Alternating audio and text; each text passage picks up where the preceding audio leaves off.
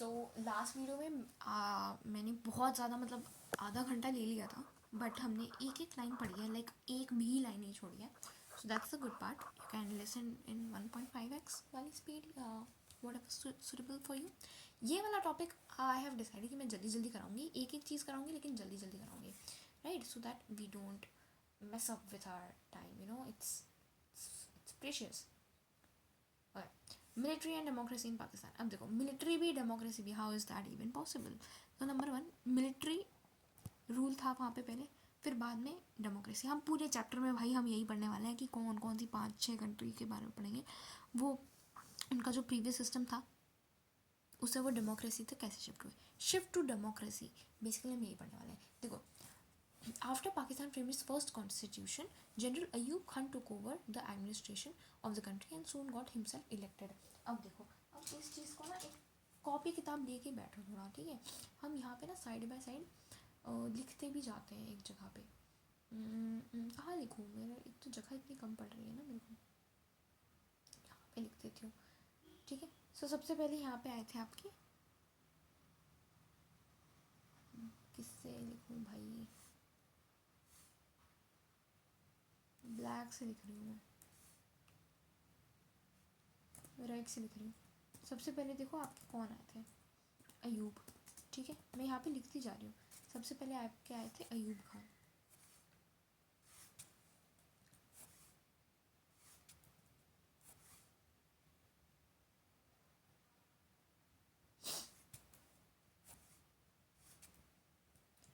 तो सबसे पहले आपके आए थे अयूब. देखो, पाकिस्तान का सबसे पहला कॉन्स्टिट्यूशन बना, जनरल अयूब खान ने जो है एडमिनिस्ट्रेशन टुक ओवर कर लिया और खुद को जिता दिया, ठीक है. वो खुद को इलेक्ट करवा दिए. उसके बाद ही had to give up his office when there was popular dissatisfaction against his rule. Okay, लेकिन उसके बाद अयूब खान जो था उसके रूल से सब लोग सेटिस्फाइड नहीं थे, ठीक है. तो इसलिए उसको क्या, अपनी गद्दी छोड़नी पड़ी, ठीक है. This gave way to military take over once again by general Yahya Khan. अब देखो यहाँ पे अयूब खान के आगे आप लिख लीजिए यहिया खान, ठीक है. और साइड में मैं लिख देती हूँ अंदर military rule.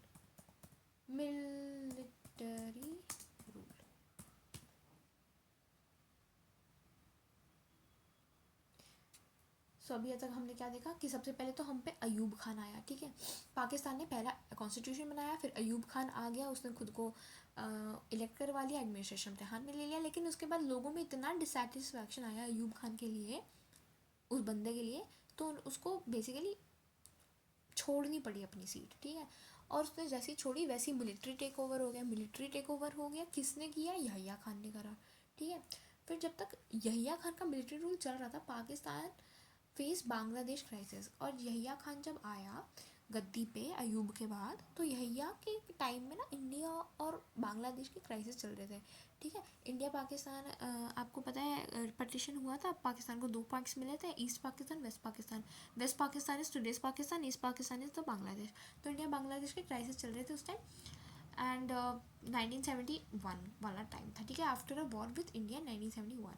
Okay, east Pakistan broke away to emerge as a independent country call Bangladesh. और फाइनली फिर 1971 में क्या हुआ, ईस्ट पाकिस्तान टूट के बांग्लादेश बन गया, इंडिपेंडेंट कंट्री बन गया, ठीक है. हम बेसिकली बता रहे हैं कि यहिया, अब देखें ना, क्योंकि इंडिया बांग्लादेश और पाकिस्तान क्राइसिस के टाइम पे 1971 में किसके अंडर था पाकिस्तान, तो इट वॉज यहिया खान, ठीक है.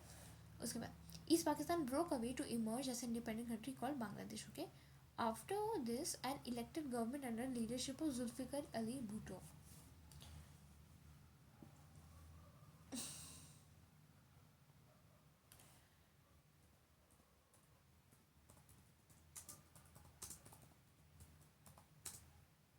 ठीक है, कोई दिक्कत इसमें. अयूब खान आया, फिर यहिया खान आया मिलिट्री रूल लेके, फिर जुल्फिकार अली भुट्टो आ गया, ठीक है. तीनों के तीन के नाम हमने देख लिए.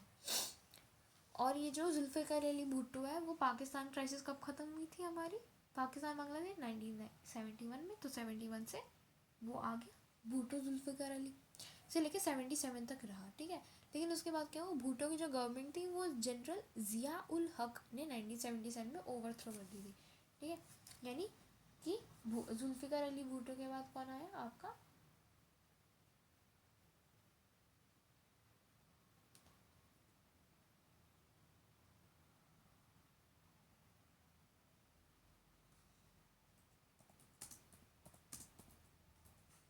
ज़िया उल हक है। कोई दिक्कत नहीं होनी चाहिए इसमें। 4 के नाम लिए हमने। अयूब खान आया था सबसे पहले, खुद को जितवाया उसने। उसके बाद यहिया खान आ गया मिलिट्री रूल लेके अपनी, ठीक है। क्यों आया? क्योंकि अयूब खान से डिसैटिस्फैक्शन हो गया लोगों को, तो सबने बोला कि नहीं, अयूब को हटा, कोई और आएगा। कोई और आया तो उसमें यहिया खान आ गया, लेकिन मिलिट्री रूल लेके आ गया। यहिया खान के टाइम में पाकिस्तान और बांग्लादेश की क्राइसिस भी चल रहे थे। 1971 से 77 के बीच में जुल्फ़िकर अली भुट्टो आ गया। भुट्टो आया, उसने उसको हटा के फिर ज़िया उल हक आ गया, ठीक है। ओके, आगे देखो। ये जो आपके जनरल ज़िया उल हक थे, उन्होंने प्रो डेमोक्रेटिक मूवमेंट लाया था। अब दे कैन आस्क यू कि प्रो डेमोक्रेटिक मूवमेंट किसके अंडर आया था। यहाँ पे लिखा है, देखो, pro democracy movement under general Zia ul Haq, ठीक है। From 1982 onwards, and an elected democratic government was established once again in 1998 under Benazir Bhutto. अब देखो यहाँ पे मैं लिखूँ कि मतलब तुम लोग लिख लो यहाँ पे, मतलब अपने कॉपी की साइड में।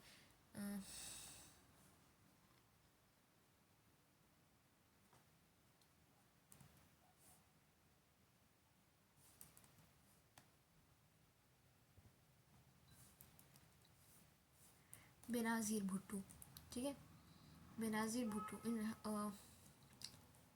ज़िया उल हक के बाद आया आपके बेनज़ीर भुट्टो।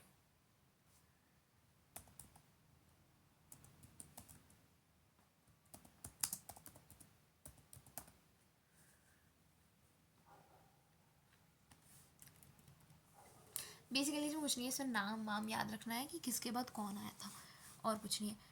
उसके बाद Pakistan politics centre around the competition between her party and Pakistan People's Party and the Muslim league.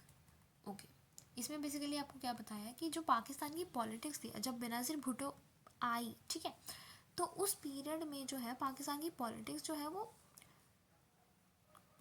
कुछ पार्टीज़ के बीच में सीमित रह गई थी। वो पार्टी कौन थी? पाकिस्तान पीपल्स पार्टी आई थी, पाकिस्तान,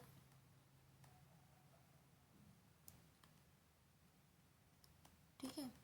और एक कौन सी आई थी? मुस्लिम। एक तो आ गई थी आपकी एक तो बेनज़ीर भुट्टो की जो पार्टी थी, ठीक है, उसका नाम हमें नहीं बता रखा है यहाँ पे। बेनज़ीर भुट्टो की पार्टी थी, एक पाकिस्तान पीपल्स पीपीपी थी, और एक मुस्लिम लीग थी। मुस्लिम लीग आपने नेशन बिल्डिंग वाले चैप्टर में पढ़ लिया होगा। This phase of elective democracy last till 1999, यानी कि जो डेमोक्रेसी वाला जो भूत चढ़ा था 1982 में, वो 1999 में उतर गया, ठीक है। फिर क्या हुआ वहाँ पे, फिर एक आर्मी आ गई, ठीक है, अगेन किसके अंडर? परवेज़ मुशर्रफ। जो मैं बना रही थी वो पिछले पेज पे रह गया, तो उसके आगे परवेज़ मुशर्रफ लिख लेना, ठीक है। उसने नवाज शरीफ को जो है वो हटा दिया। नवाज शरीफ वहाँ का होगा प्राइम मिनिस्टर, उसको हटा दिया परवेज़ मुशर्रफ ने। 2001 में जनरल मुशर्रफ जो थे उन्होंने खुद को जितवा दिया, और फिर वो इलेक्टेड एज अ प्रेसिडेंट। अब ये चीज़ याद रखना कि ये परवेज़ मुशर्रफ, इस बच्चों को इतना तो पता होता है कि वो लाए थे मिलिट्री रूल, परवेज़ मुशर्रफ, लेकिन वो बने क्या थे? वो बने थे प्रेसिडेंट। उन्होंने खुद को प्रेसिडेंट की तरह चुनवा दिया था, ठीक है, इलेक्ट करवा दिया था। Pakistan continue to be ruled by army, military rule लगा था। बेसिकली जनरल मुशर्रफ ने खुद को प्रेसिडेंट के रूप में जितवा दिया, इलेक्ट करवा दिया, एंड फिर वहाँ पे मिलिट्री रूल चलता रहा।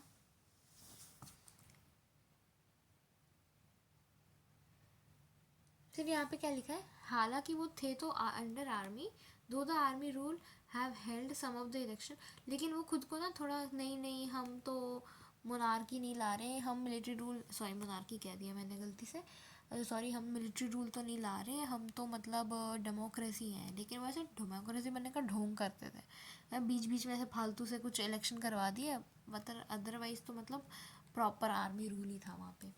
2008 तक democratically elected leaders have been ruling Pakistan, लेकिन इन सब के बाद अगर फास्ट फॉरवर्ड टू 2001 से जो है डेमोक्रेटिकली इलेक्टेड चल रहा है सब कुछ, ठीक है। तो ये देखना आस्क क्यों कि पाकिस्तान में डेमोक्रेसी कब से चल रही है?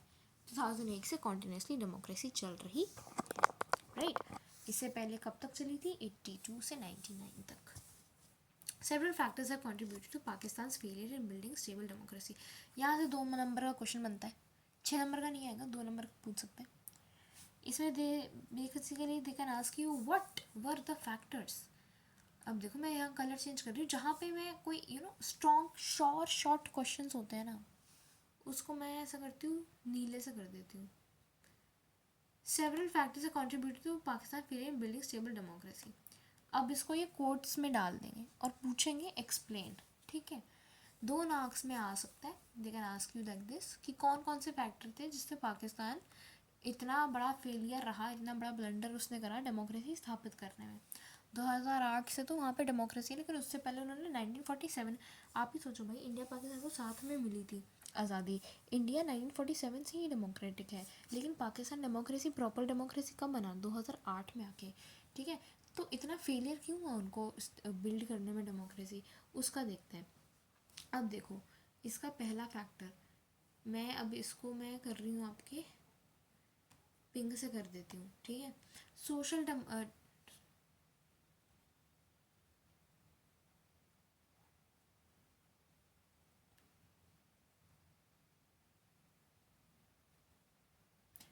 social dominance of the military, clergy, landowning aristocracy.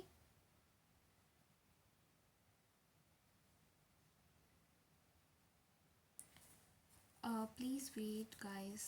Let me join back once. I have lost the connection.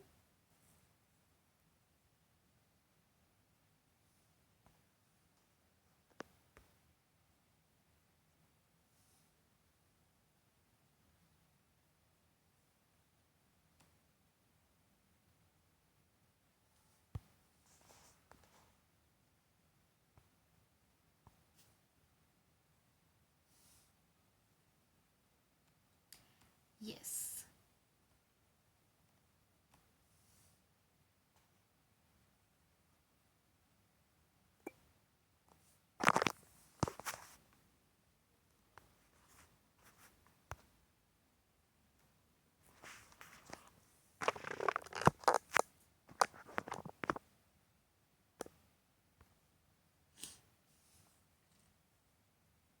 Beaver hair.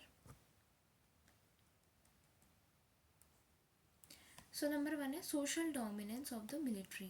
पहला फैक्टर है social dominance of military, clergy and landowning aristocracy had led to frequent overthrow of elected governments and the establishment of military government. So पहला तो ये था कि social dominance था वहाँ पे military का, clergy का, लैंड ओनिंग एरिस्टोक्रेसी का, जिस वजह से इलेक्टेड गवर्नमेंट जो डेमोक्रेटिकली इलेक्टेड गवर्नमेंट्स थी वो काफ़ी बार ओवरथ्रो हो जाती थी और मिलिट्री रूल आ जाता था बात बात पे। Pakistan conflict with India has made pro military groups more powerful, ठीक है। अब देखो पाकिस्तान आप देखोगे ना तो इंडिया से जितनी भी 2 वारें हुई हैं हमारी, ठीक है, 65 में थी एक, तो वो दोनों बारी ना एकदम गंदी तरीके से हार गया बेचारा, ठीक है, पाकिस्तान। तो हुआ क्या, इस वजह से वहाँ के उनको लगा कि भाई ये तो गवर्नमेंट से कुछ नहीं हो रहा, जो करेगी भाई मिलिट्री करेगी अब, ठीक है। मतलब उनको वो स्ट्रॉन्ग इनफ नहीं लगी अपनी गवर्नमेंट, इसलिए बात में मिलिट्री रूल लग जाता था वहाँ पे, क्योंकि they lost confidence in the government. तो इस वजह से सबको लगा नहीं भाई अब तो मिलिट्री रूल ही लाना पड़ेगा अगर हमें थोड़ा ऐसे पावरफुल बनना है तो, ठीक है, मुंह तोड़ जवाब देना है तो। सो यही लिखा है, Pakistan conflict with India has make the pro political groups more powerful. These groups have often said that political parties, यानी जो parties होती हैं, and democracy in Pakistan are flawed, and that Pakistan security would be harmed by selfish-minded parties and chaotic democracy, and that army stay in power therefore justified. देखो अब ये वाला point number 1 आपको pink से लिख दिया। अब रुको मेरे को कलर बदलने दो वरना ये येलो से कर देती हूँ। इसमें दूसरा पॉइंट आपका ये है, यही वाला,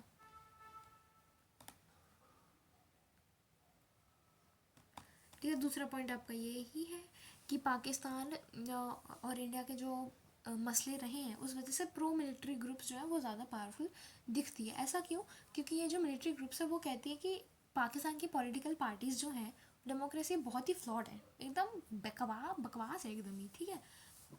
और पाकिस्तान की सिक्योरिटी जो है वो इंश्योर तभी हो पाएगी जब आर्मी स्टे लगा रहेगा, क्योंकि वो पावरफुल होती है, ठीक है। While democracy has not been fully successful in Pakistan, there has been strong pro democracy sentiments in the country. अगर भले ही पाकिस्तान में डेमोक्रेसी ढंग से स्थापित नहीं हो पाई है, लेकिन स्टिल वहाँ के लोग जो हैं एस्पायर करते हैं फॉर डेमोक्रेसी, ठीक है। There has been a strong pro-democracy sentiment in the country. Pakistan has courageous and relatively free press and strong human rights movement. अब now ये बहुत ही बढ़िया MCQ बनता है यहाँ से, क्योंकि काफ़ियों को पता ही नहीं रहता है, ठीक है। काफ़ियों को ही नहीं पता रहता कि अबे यार गलत चीज़ें हाईलाइट हो जाती हैं।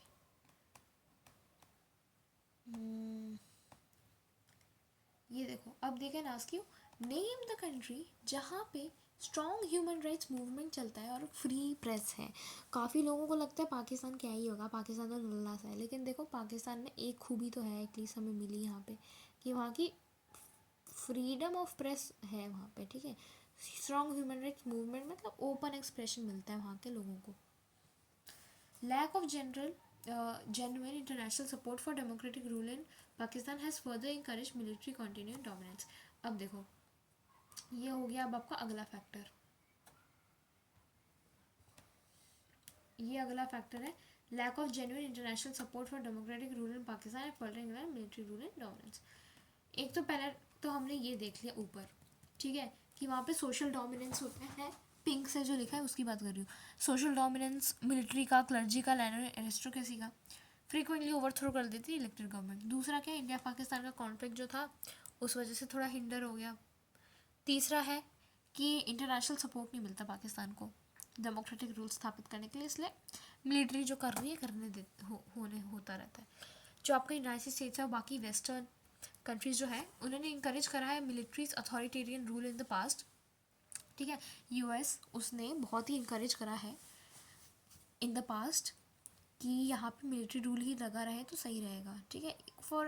फॉर देयर ओन रीज़न, अपने पर्सनल बेनिफिट के लिए उन्होंने पाकिस्तान को सोचा आप डेमोक्रेसी अडॉप्ट मत करो, आप जैसा है वैसे ही चलने दो, ठीक है। अपना कुछ होगा पर्सनल बेनिफिट को आपको जानने की जरूरत नहीं, क्योंकि एनसीईआरटी में नहीं लिखा है। Given their fear of threat of what they call global Islamic terrorism and apprehension that Pakistan nuclear arsenal might fall into the hands of these terrorist groups, the military regime in Pakistan has been seen as a protector of Western interests in West Asia and South Asia. Okay, अब यहाँ पे उसका reason भी दे दिया है। I thought reason नहीं दिया है। यहाँ पे बेसिकली अभी हमने पढ़ा ना, नीचे लास्ट लाइन देखो यहाँ की, यूनाइटेड स्टेट्स ऑफ अमेरिका और बाकी वेस्टर्न कंट्रीज जो हैं वो मिलिट्री रूल को इंकरेज करती थी रादर देन डेमोक्रेसी, इस वजह से मिलिट्री का दबदबा बना रहा। अब देखो ये यूएस ऐसा क्यों करती थी भला, इसलिए करती थी क्योंकि ग्लोबल इस्लामिक टेरर है, ठीक है। टेररिज्म हर जगह है, ठीक है, बहुत थ्रेट है टेररिज्म के कि कोई बॉम्ब वॉम्ब ना गिरा दे। जनरली हम टेररिज्म को मुस्लिम से एसोसिएट कर देते हैं, ऑल्दो इट इज़ नॉट एकदम शॉर्ट कि भाई मुसलमानों का ही काम है ऐसा terrorism, it is not always the case, ठीक है। हमने काफ़ी बार देखा है क्योंकि हमने ऐसा स्टीरियोटाइप बना दिया है बेसिकली, ठीक है। तो बेसिकली दे आर सेइंग कि बहुत ही ग्लोबल इस्लामिक टेररिज्म का जो खतरा है बहुत ही सर पे मंडराता रहता है, ठीक है। इस वजह से जो है पाकिस्तान के न्यूक्लियर आर्सेनल जो है कभी they are saying कि and the apprehension that Pakistan nuclear arsenal might fall into the hands of terrorist group, और इन कंट्रीज़ को लगता है यूएस को और बाकी कंट्रीज़ को कि कहीं पाकिस्तान का न्यूक्लियर वेपन्स और आर्सेनल्स जो है कहीं इन टेररिस्ट ग्रुप के हाथ ना लग जाए तो ये हम पे भारी संकट आ सकता है। इसलिए वहाँ पे मिलिट्री रूल को इनकरेज करती है कि भाई मिलिट्री को इनकरेज करेंगे, मिलिट्री हमारे साइड रहेगी, हम उनके साइड रहेंगे, वो हमारी साइड रहेगी, तो हम पे देशों पे खतरा नहीं रहेगा, हम पे बॉम्ब बॉम्ब नहीं गिरेंगे इस रीजन से, ठीक है। ऊपर क्या लिखा हुआ है, अब ये कार्टून बेस भी कर लेते हैं क्योंकि मैं आपको एक एक लाइन करवाऊंगी यहाँ पे, हम कुछ भी नहीं छोड़ने वाले, एक एक चीज़ करेंगे हम, ठीक है। मैं कोई एक्स्ट्रा वीडियो नहीं बना रही इसके लिए, हम सारे इधर से ही करते जाएंगे। इवन तो मेरे वीडियोस थोड़े लंबे बन जाते हैं बिकॉज मैं थोड़ा पता नहीं स्लो बोलती हूँ कि कैसे बोलती हूँ, I don't know, but we cover everything. And अभी हम यही सोच पिस कर लेते हैं। I am always good at calculation, Parvez Musharraf कह रहे हैं, ठीक है। आप यहाँ पे देखो, यहाँ पे परवेश मुशर्रफ आपको दिख रहे होंगे। परवेश मुशर्रफ कौन थे? जिन्होंने नवाज शरीफ को हटाया था, है ना, और खुद मिलिट्री रूल लेके आ गए थे, प्रेसिडेंट के तौर पे इलेक्ट करवाया था खुद को। आई am always good at calculation, यानी यहाँ पे परवेश मुशर्रफ की टैक्टिकल पावर्स दिख रही हैं, ठीक है, टैक्टिकल स्किल, कि कितना टैक्टिकली खेलते थे, कितने टैक्टिक्स प्ले करते थे। This cartoon comments on the dual role of Pakistan के रूलर परवेज मुशर्रफ, जो कि एक आर्मी जनरल भी थे, ठीक है। सो यहाँ पे बेसिकली यही दिखा रहा है कि वहाँ पे dual role of Pakistan ruler. अगर आपसे पूछा जाए कि what does this cartoon represent, तो आपको लिखना है dual role of Pakistan ruler Pervez Musharraf, ठीक है। ये एक लाइन आपको याद कर लेनी है, और मैं आपको एक्सप्लेन कर ही चुकी हूँ उनका dual role and everything, Pervez Musharraf ने क्या किया क्या नहीं किया एंड एवरीथिंग, हाँ। ओके, सो अब हम नेक्स्ट वीडियो में पढ़ेंगे अबाउट बांग्लादेश। इस वाले टॉपिक से मैं आपको अगेन सम अप करवाना चाहूँगी, छोटा कर देती हूँ उसको थोड़ा सा। आपका बहुत ही छोटा सा टॉपिक था ये, नंबर 1। अब देखो सम अप कर रही हूँ, जल्दी जल्दी सुन लेना, काफ़ी लंबा हो गया था। पाकिस्तान का पहला कॉन्स्टिट्यूशन बना तो अयूब खान सबसे पहले आ गए हाथ मारने के लिए, ठीक है। बट उनकी गवर्नमेंट से ना लोग खुश नहीं थे, पॉपुलर डिससेटिस्फैक्शन था, तो उनको गिव अप करना पड़ा। उन्होंने जैसे गिव अप किया, यहिया खान आ गए अपना मिलिट्री रूल लेके। यहिया खान के टाइम पे इंडिया बांग्लादेश क्राइसिस चल रहे थे। उसके बाद बांग्लादेश क्राइसिस 71 में ओवर हुए, जब बांग्लादेश अलग नेशन बन गया। उनके पास आए जुल्फ़िकर अली भुट्टो 71 से 77 तक। भुट्टो के बाद ज़िया उल हक आए, ठीक है, ज़िया उल हक आए, उनके बाद बेनज़ीर भुट्टो आ गए। बेनज़ीर भुट्टो आ गई नहीं, आ गई, ठीक है। एंड पाकिस्तान का जो पॉलिटिकल सिनेरियो था उसमें बस 3 ही पार्टियां रह गई थी कुल मिलके। जैसे इंडिया में आप देखें 7 नेशनल पार्टीज़ हैं, लेकिन फिर भी अगर किसी से पूछो ना कि आपको क्या लगता है कौन जीतेगा, कांग्रेस या बीजेपी, क्योंकि सब कांग्रेस बीजेपी का नाम लेते हैं, क्योंकि मेजरली यही है, अकॉर्डिंग टू मेनी पीपल यही 2 पार्टीज़ एग्जिस्ट करती हैं, है ना। है तो काफ़ी, लेकिन मेजरली यही है, सबको पता है इन्हीं दोनों में से कोई ना कोई जीतेगा, although it is not always confirmed, ठीक है। एंड तो वही सेम सिनेरियो थोड़ा बहुत पाकिस्तान में भी था कि भाई उनके पॉलिटिक्स में ना कुछ ही कुछ ही पार्टीज़ रह गई थी, जिनमें से एक तो बेनज़ीर भुट्टो की पार्टी थी, ठीक है, फिर पीपीपी थी, पाकिस्तान पीपल पार्टी, और फिर मुस्लिम लीग थी, इसका नाम आपने सुना होगा। अब देखो फिर यहाँ पे ना बता रहा है कि एक इलेक्टिव डेमोक्रेसी का फेज़ था 1999 तक चला, 82 से 99 तक। बट उसके बाद ना आर्मी रूल अगेन लग गया। आर्मी रूल पहले तो आप देखो, आर्मी रूल दूसरी बार लगा है। आप से पूछ सकते हैं पहली बार आर्मी रूल कब लगा था? यहिया खान के अंडर लगा था, ठीक है।